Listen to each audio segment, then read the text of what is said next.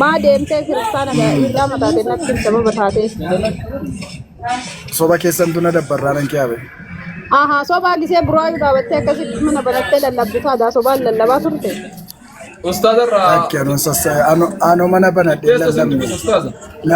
Lammaffaan muka na dabbaree dubartoonni sasheekullaashee.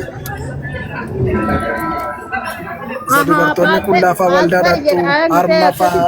Sayitii fana maakennaa namatti dhibban sana soba dubbichi barumsa barachuu barbaada. Harma daawwanna moo wangeela daawwanna jedhee bar tokko faranjii. Harma daawwanna moo wangeela lallabna inni baqannee kiyaayaalee fi gudee dafaa sanuu argisiisanii. Wayyo waxxaramtee bar mana waaqayyo keetti dheeytu bar gurdii tana. Akkasitti baabaa akkasii. Yoo gajjatte mabraatii Itoophiyaa kana dhaamsu. Baabaa akkasii miti qo'i lamee inni lallabaa ture. Sa'itii kennaa ture. Fayyita maqaa waaqaatiin jiraa ture. Kun hundu sobumaa maallaqa hiyyeessaa boochisaa sobumaa irraa. Maqaa rabbiitu nama fayyanta.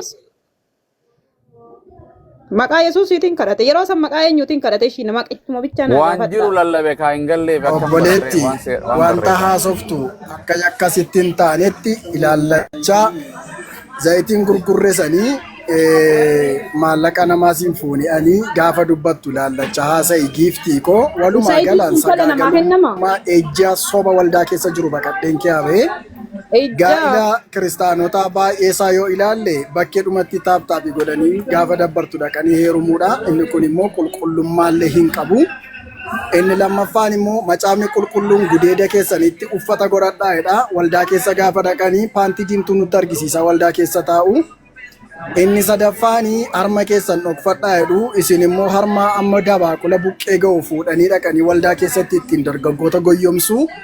Inni kun waan naan taaneef Iyyasuus Kiristoos inni jedhamu waaqa jedhanii dogoggoranii nu barsiisanii nu guddisanii nu fidanii isa kana immoo gadi taa'ee ilaalee Iyyasuus waaqa akka inni hin taane baree hubadhee qayyabadhee nama akka koo obboleessa koo nama garraamii nama mudaa hin qabne nama namatti hin buune nama gaarii akka inni ta'e ergamaallee akka inni ta'e Maariyaam durbarraa immoo akka inni dhalate ofiisaatiif immoo homaa tokko iyyuu gochuu akka hin dandeenye humna abbaatiin ala kan ka'e hafuurallee baafachuu akka hin dandeenye waan ani irraa hubadheeffan dhufe walumaa gala kiristaanota kee waan na baase yoo jiraate kiristaanonniif macaafni qulqulluun samii kanaaf lafa kana gargar fagoo waan jiraniifan isa dhiyoo ifa islaamummaa isa qulqulluu ta'e kanatti dhufe alhamdulillahi rabbil alamin. Allahu akbar. Allahu akbar. Okay. Okay. Si cadhise si dhageeffadhe. Paantii diimtuu farma maal alte qara? Maal nun yoom ilaaluu barbaanne saantoon fuuldura taa'ee nutti qabee nu argisiise malee nu inni ilaalle miti isaanuma nutti argisiise. Meeqa kafalu? Muuvuma ajaa'ibaati. Yaa waaqayyo. 50. Baare. Achi gaa mana muuvii maa deemu achumaan deemu. 50 kafalanii ilaalanii. Muutii irra qabdee abdisu. Laa qabu ani moodeessa sobaan qabsiifnu dhugaan hin qabne. No ofii qabate. Dhugaan hin qabne. Dara haasa'ina.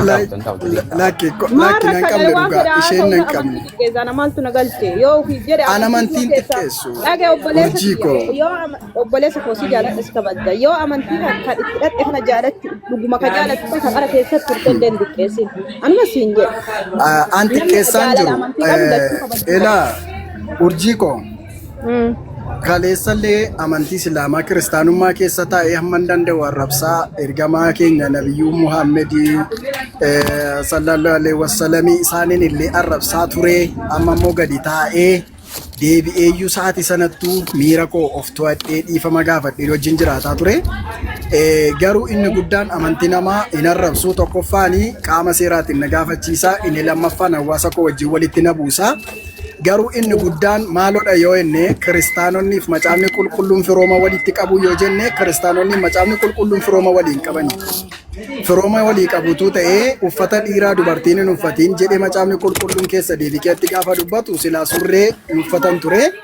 Surree erga dubartoonni uffachuutti ka'aniiti waa lama wallaalle qoynan fixadha waa lama wallaalle tokko dhiiraaf durba wallaalle waldaa keessatti hundumtu surreeffate yaa'a.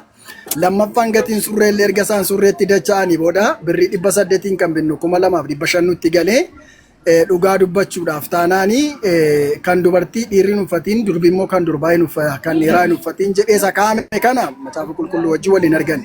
Akkuma sila sii kaasellee dhagna keessanii seera mindinno mootota isa duraa boqonnaa 21 godhattee ilaalte uffata irra waldaa keetti uffatamu harma argisiisuun kun dubartoota ejjitoota yookaan immoo sagaagaltoota haadha manaa Ahaabirraa kan jammare ittiin raajota dogoggorsaa ittiin ciisaa ittiin dargaggeessaaf raajota wajjin ittiin ciisaa kan turte uffaticha ol tarsaafachuun karaa bukkeetiin tartaafachuun karaa dudduubaatiin ol butanii tarsaasuun karaa fuulduraatiin karaa sita macha'e qottachuudha malee hiika kan biraallee of keessaa hin qabu.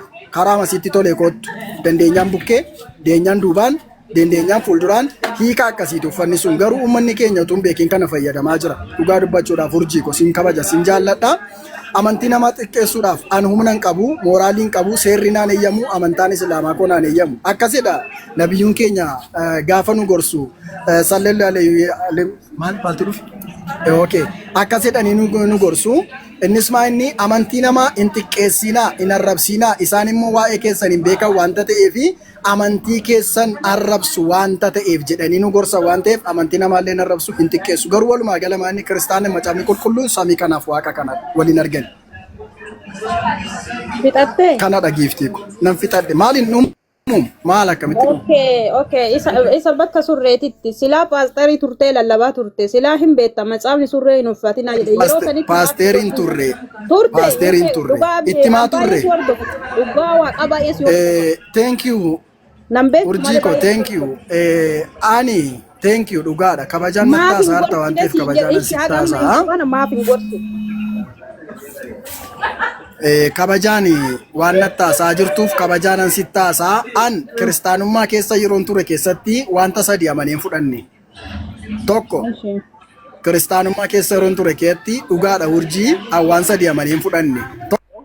Zayitii gurguruuf zayitiidhaan namaa kadhachuu amaneen fudhanne. Lama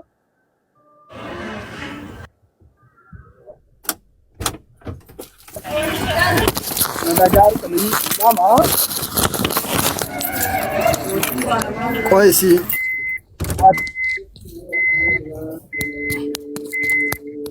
Tibbeessoo galchaame tibbeessoo galcha addisuu faana dubbatanii urjii akkanuma haasofti. Tibbeessoo galcha. Urjii akkanuma haasofti. Taaga deebii kiyya argadhutti abbaan fedhee yuuduu seenaan hin cadde. Deebii kiyya argadhee jedhe. Fayyati urjii tara qabeeti. Akkanuma hin gabbata.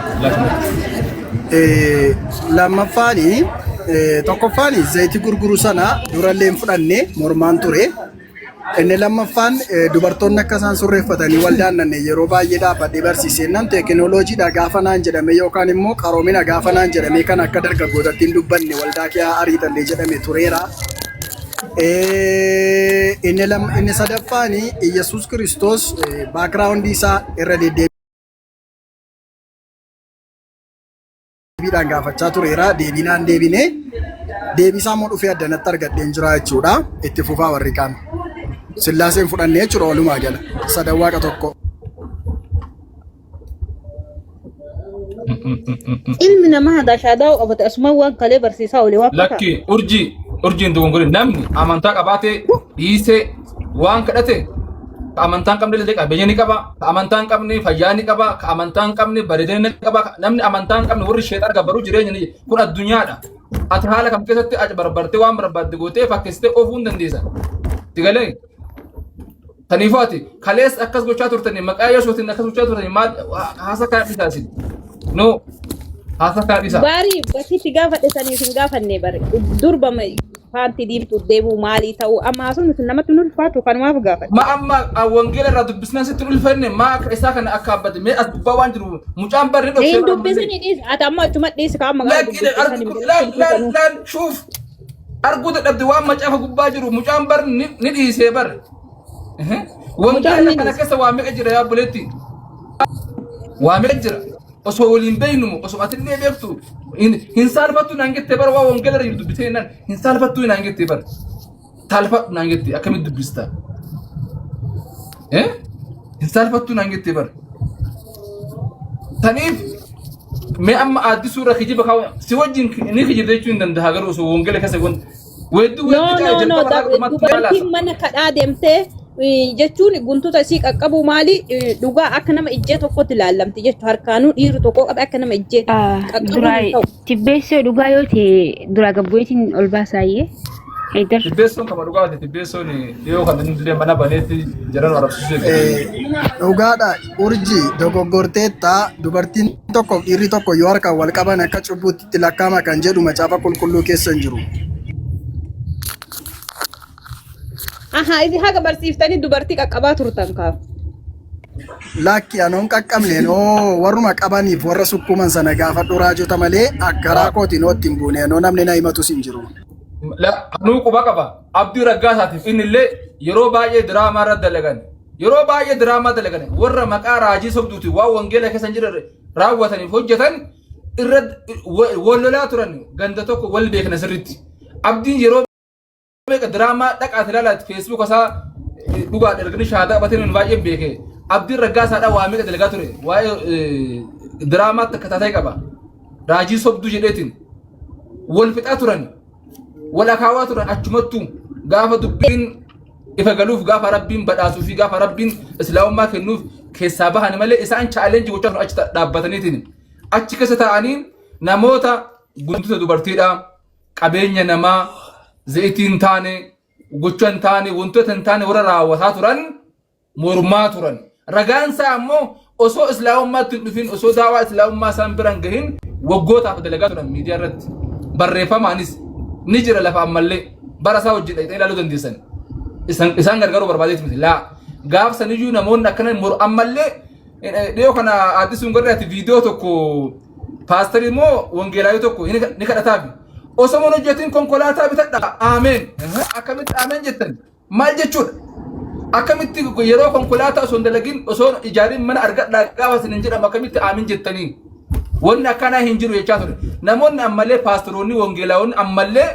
warri wangeelatti amananii jiran warri wangeela dhugoomsanii jiran warri didanii warra sobduudhaan wal dhakaawanii jira ammallee ammas ni jiran istil jiru amma wanna afaalaalle paaster Cheree afaan amaariffaan hin dalagu paaster Chereen gobaziidha waa wangeela irra jiran dubbatu dhaabatee mormaa bar Israa'eel ammaa kana Yesuus osoo dhufe lola irratti bana malee abadan Israa'eel ammaa wajji Yesuus Kiristoos hin dhaabbatu dheebara إسرائيل دائما لفرع في إسرائيل دائما غزة دائما فلسطين لفرع في توجن أبدا يسوع يتابتو كان قرطي كسم بيه خيرين تقولي سنيفو نموني باستروني وانجيل قومساني وانجيل يدوسني أمانة هدو جران إنو ماجو نموتا وانجيل يدو قومسي في فرقتاني سلعة إسلام يعني قافتني بر أزاقرني بر والله أزاقرن Sanifu